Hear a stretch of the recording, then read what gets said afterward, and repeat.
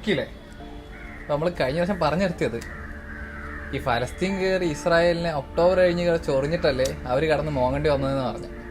അതിൻ്റെ ഒരു ലോജിക്ക് ഞാൻ പറഞ്ഞുതരാം. ഈ യൂണിവേഴ്സ് ഉണ്ടാക്കിയതിനെ വിശ്വസിക്കുന്നത് 2-3 തരത്തിലാണ്.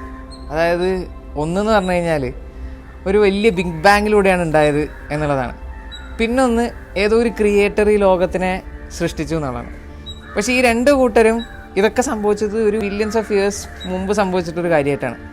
പിന്നൊരു കൂട്ടരുണ്ട്, അവരെങ്ങനെയാണെന്ന് വെച്ച് കഴിഞ്ഞാൽ ഒരു 6 മാസം മുമ്പ് ഒക്ടോബർ 7-നാണ് ഇതൊക്കെ ഉണ്ടായതെന്ന് വിശ്വസിക്കുന്ന ടൈപ്പ് ഒരു ആൾക്കാരാണ്. കാരണം അതിന് മുമ്പ് എന്താണ് ഈ ലോകത്ത് നടന്നിട്ടുള്ളത് എന്നുപോലും മനസ്സിലാക്കുകയും വേണ്ട, ഇനി എന്തെങ്കിലും ഉണ്ടെങ്കിൽ തന്നെ എനിക്ക് വിശ്വസിക്കാനും താല്പര്യമില്ല എന്നുള്ള പോലത്തെ ഒരു മൈൻഡ് സെറ്റാണ് ഇവർക്കൊക്കെ ഉള്ളത്. ഭയങ്കര എക്സാജറേറ്റഡ് ആണല്ലോ അതിൻ്റെ ഉദാഹരണമൊക്കെ. എടാ അങ്ങനെയല്ല, ഇപ്പോൾ ചോദിച്ചു വരുന്നത് ആൾക്കാരെ മെയിൻ സംശയം ഇപ്പോൾ വലിയ കാര്യമായിട്ട് പ്രശ്നങ്ങളൊന്നും ഇല്ലാത്ത സമയത്ത് ഹമാസ് ഇപ്പോൾ ഇടപെട്ടത് കൊണ്ടാണല്ലോ ഇത്രയും വലിയ പ്രശ്നങ്ങൾ ഉണ്ടായി എന്നുള്ളതാണ്. മനസ്സിലായി. പലർക്കും ഇപ്പോഴാണ് ഇവർക്കിടയിൽ ഇങ്ങനൊരു വലിയ പ്രശ്നം നടക്കുന്നുണ്ട് എന്നുള്ളത് പോലും മനസ്സിലാക്കാൻ പറ്റിയിട്ടുള്ളത്. ആക്ച്വലി ഇത് കുറേ കാലമായിട്ട് നടക്കുന്നൊരു കാര്യമാണല്ലോ. ഈ 7 decades ആയിട്ട് കുറേ മാസക്കേഴ്സ് ഉണ്ടായിട്ടുണ്ട്. പലരും അത് അറിയാതെ പോയി എന്നുള്ളതാണ് സത്യം. ശരിക്കും പറഞ്ഞാൽ 1948 മുതൽ 2023 വരെ അവിടെ എന്താ ഉണ്ടായെന്ന് അറിഞ്ഞാലാണ് ഒക്ടോബർ 7 എന്ന് പറയുന്ന ആ ദിവസത്തെ കുറിച്ചിട്ട് നമുക്ക് മനസ്സിലാക്കാൻ പറ്റുള്ളൂ. ആ ചരിത്രം പറയുന്നതോട് കൂടിയിട്ട് ഹമാസിന് ഇതുമായിട്ടുള്ളൊരു ബന്ധം എന്താണെന്ന് കൂടെ നമുക്ക് മനസ്സിലാവും. നേരത്തെ നമ്മൾ ഇസ്രായേൽ എങ്ങനെ ഫോം ചെയ്തു, അവിടുത്തെ ഫലസ്തീൻസ് എങ്ങനെ ഡിസ്പ്ലേസ് ചെയ്യപ്പെട്ടു, ഇങ്ങനെ കുറേ കാര്യങ്ങൾ സംസാരിച്ചു. ശരിക്കും അന്ന് തുടങ്ങിയ കോൺഫ്ലിക്റ്റാണ് ഇന്ന് നമ്മൾ കണ്ടുകൊണ്ടിരിക്കുന്ന ഈ യുദ്ധം. നക്ബ, അതാണ് എല്ലാത്തിനുമുള്ള തുടക്കം. നക്ബയ്ക്ക് ശേഷം ശരിക്കും ഈ ഒരു പ്രദേശത്ത് ഒരു സമാധാനം കണ്ടിട്ടില്ല എന്ന് വേണമെങ്കിൽ പറയാം. കാരണം ആ സമയത്താണ് അറബ് ഇസ്രായേൽ വാർ നടക്കുന്നത് ആദ്യമായിട്ട്. അതായത് പലസ്തീൻ്റെ അയൽ രാജ്യങ്ങളും പിന്നെ ഇസ്രായേലും തമ്മിൽ നടക്കുന്നൊരു വാറാണ്. ഈ വാർ അവസാനിക്കുന്നതോടുകൂടി ഇസ്രായേൽ വിജയിക്കുകയാണ് ചെയ്തത്. അങ്ങനെ വെസ്റ്റ് ബാങ്കിൻ്റെ കുറച്ച് ഭാഗം ജോർദാൻ്റെ ഭാഗമായിട്ടും ഗസയുടെ ഭാഗങ്ങളെല്ലാം ഈജിപ്തിൻ്റെ ഭാഗമായിട്ടും മാറുകയാണ്. അപ്പോൾ ബാക്കി വരുന്ന ആ ഒരു ഏരിയ ഫുള്ള് ഇസ്രായേലിൻ്റെ ഭാഗമായിട്ട് മാറി. അതായത് ഇതിൻ്റെ അർത്ഥം എന്താണെന്ന് വെച്ച് കഴിഞ്ഞാൽ UN നിശ്ചയിച്ച ബോർഡേഴ്സ് അല്ലാത്ത കൂടുതൽ ഏരിയ ഇസ്രായേൽ പിടിച്ചെടുക്കാനുള്ള ഒരു ശ്രമത്തിലായിരുന്നത്. ഇവിടെ നമ്മൾ ഫലസ്തീൻ്റെ അവസ്ഥയും കൂടെ നമ്മൾ മനസ്സിലാക്കണം. തലമുറകളായി താമസിച്ചു വരുന്നവരെ ഫോഴ്സ്ഫുള്ളി ഡിസ്പ്ലേസ് ചെയ്യപ്പെടുകയാണ് ചെയ്തത്. പിന്നീട് 1967 ഒരു 6 ദിവസം നീണ്ടു നിൽക്കുന്ന ഒരു വാർ കൂടി ഉണ്ടാകുന്നുണ്ട്. അതും പലസ്തീൻ്റെ നൈബറിങ് കൺട്രീസും ഇസ്രായേലും തമ്മിലൊരു വാറാണ്. ഈ വാർ അവസാനിക്കുന്നതോട് കൂടിയിട്ട് ഈ പലസ്തീൻ്റെ ആ ഒരു ഫുൾ ലാൻഡ് ഇസ്രായേലിൻ്റെ അധീനതയിലായതായിട്ട് നമുക്ക് കാണാൻ പറ്റും. ഇത് സംഭവിക്കുന്നതോടുകൂടി അറബ് ഇസ്രായേൽ ടെൻഷൻ വർദ്ധിക്കുകയും ഫലസ്തീനിയൻ ലിബറേഷൻ ഓർഗനൈസേഷൻ എന്ന് പറയുന്ന ഒരു ഓർഗനൈസേഷൻ ഫോം ചെയ്യുകയും ചെയ്തു. അവരുടെ ലക്ഷ്യമെന്ന് പറയുന്നത് ഫലസ്തീനെ ഫ്രീ ആക്കുക എന്നുള്ളതാണ്. അതിന് അവർ എന്ത് മാർഗവും സ്വീകരിക്കാൻ തയ്യാറായിരുന്നു. അതുകൊണ്ട് തന്നെയാണ് പതുക്കെ അവർ പാർട്ടീഷൻ അംഗീകരിക്കുന്നത്. പക്ഷേ ഇവിടെ കൊണ്ടൊന്നും കോൺഫ്ലിക്റ്റ് അവസാനിക്കുന്നില്ല എന്നുള്ളതാണ്. എന്നിട്ടും ഇസ്രായേലിൻ്റെ പല സെറ്റിലേഴ്സും ഇസ്രായേൽ ഒക്കുപ്പൈ ചെയ്തിട്ടുള്ള പലസ്തീനിയൻ ടെറിട്ടറീസിലേക്ക് ഒഴുകിക്കൊണ്ടിരുന്നു. ഇതിനെ ഒരു ഇല്ലീഗൽ സെറ്റിൽമെൻ്റ് ആയിട്ടാണ് ഇൻ്റർനാഷണൽ കമ്മ്യൂണിറ്റി കണ്ടിരുന്നത്. അങ്ങനെയാണ് ആദ്യമായിട്ട് ഇൻതിഫാദ ഉണ്ടാകുന്നത്. ഇൻതിഫാദ എന്നുള്ള വാക്കിൻ്റെ അർത്ഥം അപ്രൈസിങ് എന്നാണ്.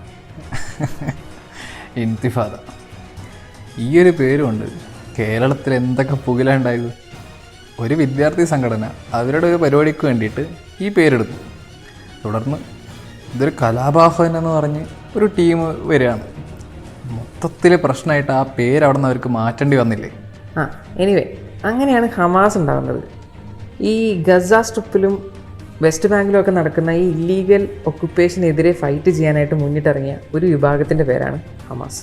പിന്നീടാണ് ഓസ്ലോ അക്കോർഡ് ഉണ്ടാകുന്നത്. ആദ്യം 1993-ലും രണ്ടാമതായി 1995-ലും ഇസ്രായേലും ഫലസ്തീനും ഇതിൽ ഒപ്പുവെക്കുകയാണ്. അതിൽ വെസ്റ്റ് ബാങ്കിനെ 3 തിരിക്കാൻ ഇവർക്കിടയിൽ ധാരണയാവുകയാണ്. ഏരിയ എ എന്ന് പറയുന്നത് പലസ്തീൻ്റെ കൺട്രോളിൽ തന്നെയുള്ള ഒരു സ്ഥലം. ഇനി ഏരിയ ബി എന്ന് പറഞ്ഞു കഴിഞ്ഞാൽ പലസ്തീനും ഇസ്രായേലും ജോയിൻ്റ് ആയിട്ട് കൺട്രോൾ ചെയ്യുന്ന ഒരു ഏരിയ. ഇനി ഏരിയ സി എന്ന് പറയുന്നത് ഇസ്രായേലിൻ്റെ കൺട്രോൾ വരുന്നൊരു പ്രദേശം. പക്ഷേ ഇവിടുത്തെ ഒരു പ്രശ്നം എന്താണെന്ന് വെച്ച് കഴിഞ്ഞാൽ ഈ ഏരിയ സി അഥവാ ഇസ്രായേലിൻ്റെ കീഴിലുള്ള പ്രദേശത്തിലാണ് കൂടുതലായിട്ടും അഗ്രികൾച്ചർ ലാൻഡും വാട്ടർ റിസോഴ്സസും ബോർഡേഴ്സ് ഉൾപ്പെടെയുള്ള കാര്യങ്ങളൊക്കെ വരുന്നത്. അതോടുകൂടി ഇവർക്കിടയിലുള്ള കോൺഫ്ലിക്റ്റ് വർദ്ധിക്കുകയാണ് ചെയ്തത്. 2000-ൽ സെക്കൻഡ് ഇൻതിഫാദ സംഭവിക്കുകയും ചെയ്തു. അതോടെ ഇസ്രായേൽ ചെക്ക് പോയിൻറ്റ്സും സെപ്പറേഷൻ വാൾസും എല്ലാം പണിയാൻ തുടങ്ങി. ഇത് ഫലസ്തീനി മൂവ്മെൻറ്റ് കൺട്രോൾ ചെയ്യാൻ വേണ്ടിയിട്ടായിരുന്നു. ഒടുവിൽ ഇസ്രായേൽ 2005 കൂടിയിട്ട് ഗസയിൽ നിന്നും പൂർണ്ണമായും പിന്മാറുക. പക്ഷേ വെസ്റ്റ് ബാങ്കിലെ ഇല്ലീഗൽ സെറ്റിൽമെൻറ്റ്സ് അവർ തുടർന്നുകൊണ്ടേയിരുന്നു. അങ്ങനെ ഇത് സംഭവിക്കുന്നതോട് കൂടിയിട്ട് ഗസയും ഈ പറയുന്ന വെസ്റ്റ് ബാങ്കും സ്പ്ലിറ്റ് ആവുകയും അതുപോലെ തന്നെ അവിടെയുള്ള 2 ഭാഗത്തെയും ലീഡർഷിപ്പ് മാറുകയും ചെയ്യണം. ഗസ പിന്നീട് ഭരിക്കുന്നത് ഹമാസാണ്, അതുപോലെ വെസ്റ്റ് ബാങ്ക് ഭരിക്കുന്നത് PLOയും. അതിനുശേഷം 2017 ഇസ്രായേൽ ഗസയിലേക്കുള്ള എല്ലാ വേയും ബ്ലോക്ക് ചെയ്യുകയാണ്. വാട്ടർ, ട്രാൻസ്പോർട്ടേഷൻ, ഫുഡ്, ഇലക്ട്രിസിറ്റി അങ്ങനെയുള്ള ബേസിക് നീഡ്സ് പോലും ഇസ്രായേൽ ബ്ലോക്ക് ചെയ്ത് വെച്ചു. ഇതിൻ്റെ എല്ലാം ഇടയ്ക്കും ഗസയിൽ ഇസ്രായേൽ മിലിറ്ററി അറ്റാക്ക് നടത്തിക്കൊണ്ടിരിക്കുന്നുണ്ട്. 2008, 2012, 2014, 2021, 22, 23 ഈ സമയത്തെല്ലാം മേജറായിട്ടുള്ള മിലിറ്ററി അറ്റാക്സും അതല്ലാതെ തന്നെ ദിനേന ആളുകളെ തട്ടിക്കൊണ്ടുപോക്ക്, ആളുകളെ ഡിറ്റെയിൻ ചെയ്യൽ, അതല്ലാതെയുള്ള ചെറിയ ചെറിയ ഒരുപാട് മാസക്കേഴ്സ് ഇതിൻ്റെ ഇടയിൽ കൂടെ നടന്നിട്ടുണ്ട്. ഇതിനൊക്കെയുള്ളൊരു തിരിച്ചടിയായിട്ടാണ് ഒക്ടോബർ 7 ഹമാസ് ഇസ്രായേലിനെ അറ്റാക്ക് ചെയ്യുന്നത്. ഇനി നിങ്ങൾ പറ, ഒക്ടോബർ 7 ഹമാസ് തുടങ്ങി വെച്ചാണോ നമ്മൾ കണ്ടുകൊണ്ടിരിക്കുന്നത്? ഇസ്രായേൽ ഇങ്ങനെ ഒരു അറ്റാക്കിനായിട്ട് ആഗ്രഹിച്ചിരുന്നോ എന്ന് വരെ നമുക്ക് തോന്നിപ്പോകും.